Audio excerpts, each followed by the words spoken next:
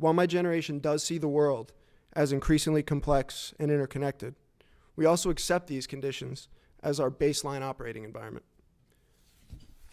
These are the rules of the game to which we have grown accustomed, and we are comfortable thriving under these sometimes chaotic conditions. In the job I used to have, I was trained to not only thrive in the face of chaos, but actually use a chaotic environment to my advantage over my adversary. In practicing counterinsurgency, which is the type of war that my generation's veteran leaders have practiced, we've gotten into some pretty intense fights, as everyone knows. However, we've learned that the most important battles are often those fought over infrastructure, business, education, and civic involvement in the nations that we're fighting in.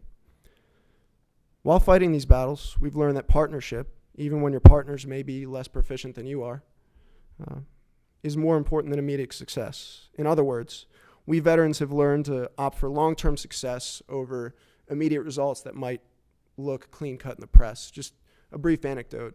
While I was in Iraq, I was in charge of 40 Marines, but I lived at a police station with about 150 Iraqi policemen.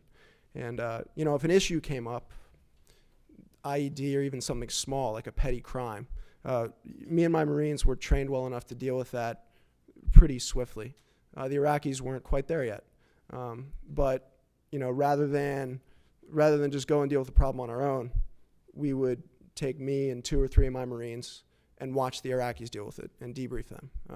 So the point I want to get out of that is, as a veteran, we've learned in these wars to use collaboration to aim towards a long-term success.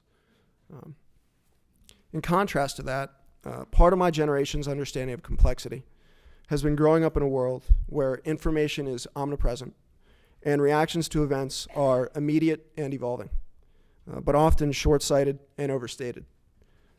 I think that the hazard of my generation's understanding of interconnectedness and complexity is this. We have grown so accustomed to immediacy that we run the risk of always thinking about the short term. When problems do occur, I fear that we may opt for feel-good, quick solutions, rather than fighting through a messy short term in favor of a quality solution focused on the long term.